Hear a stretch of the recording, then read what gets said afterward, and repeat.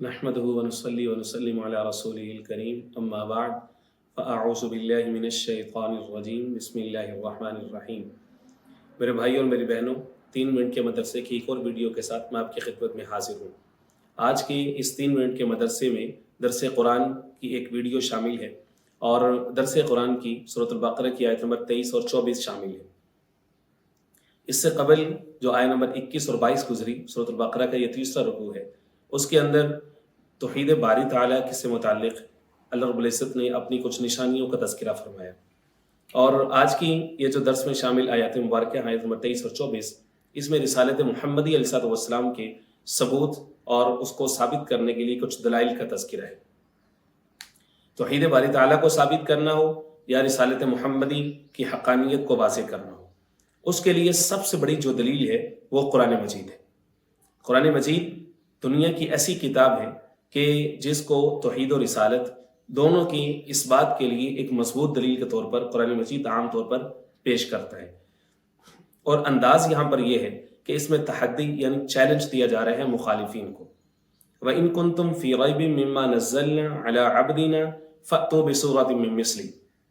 اللہ فرماتے ہیں کہ اگر تمہیں کوئی شک ہے مما نزلنا علی عبدنا، اس کلام کے اندر جو ہم نے اپنے بندے پر نازل کیا ہے، تو تم کیا کرو، فَأْتُوا بِسُورَةٍ مِّن مِّثْلِهِ، ٹھیک ہے، ہم تمہیں چیلنج دیتے ہیں تم بھی اس کے مثل کو ایک سورہ بنا کر کے لے آؤ جو فصاحت و بلاغت میں اس کے پائے کی ہو، اس کو ٹکر دے سکے۔ فَأْتُوا بِسُورَةٍ مِّن مِّثْلِهِ، پھر تم نہیں، صرف وَادْعُوا الشُّهَدَاءَكُم مِّن دُونِ اللَّهِ، تم اللہ کے سوا باقی اور بھی کئی سارے گواہ، اپنی ساری طاقتیں، سارے ریسورسز تم سب کو بلا لو۔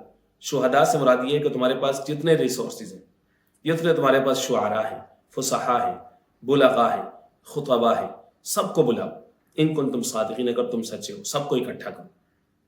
فرمایا فَإِن لَّمْ تَفْعَلُوا، اگر تم اب تک نہیں کر سکے نا، فَلَن تَفْعَلُوا، تو تم ہرگز کر بھی نہیں سکتے ہو، تم قرآن مجید جیسا کلام کبھی نہیں لا سکو گے۔ فَاتَّقُوا النَّارَ الَّتِي وَقُودُهَا النَّاسُ، اب ان کو دعوت دی جا رہی ہے، اور دعوت بھی مضبوط انداز میں، تو تم اس آگ سے بچو۔ فَاتَّقُوا، اتقوا، تم بچو اس آگ سے، التی، ایسی آگ، وقودها الناس والحجارہ، کہ جس کا ایندھن انسان اور پتھر ہے۔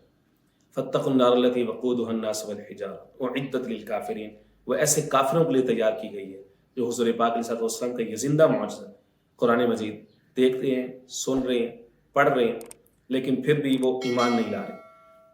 شیخ جلال الدین سیوطی رحمہ اللہ، جو کہ جلالین کے مفسر ہیں، انہوں نے الخصائص الکبریٰ میں لکھا ہے کہ حضور پاک علیہ السلام کے 2 زندہ معجزے جو تا قیامت باقی رہیں، ان میں سے ایک قرآن مجید، اور دوسرا جو حجاج جمرات کے اوپر جو کنکریاں مارتے ہیں شیطان کو، 3 جمرات پر، جمرہ اولیٰ، عقبہ اور وسطیٰ کے اوپر، لاکھوں حجاج ہر سال سب کے سب اپنی کنکریاں لے کے آتے ہیں، کنکریاں وہاں پہ مارتے ہیں، دوبارہ سے وہ کنکری اٹھانے کی اجازت بھی نہیں۔ اور پھر اس کے بعد فرمایا کہ معجزہ یہ ہے کہ جن حجاج کے حج قبول ہوتے ہیں، اللہ رب العزت نے فرشتے مقرر کیے ہیں کہ ان کے کنکر آسمانوں پر اٹھا لیے جائیں، اور قیامت کے روز ان کے نامہ اعمال میں کو تولتے ہوئے میزان کے اندر ان کو تولا جائے۔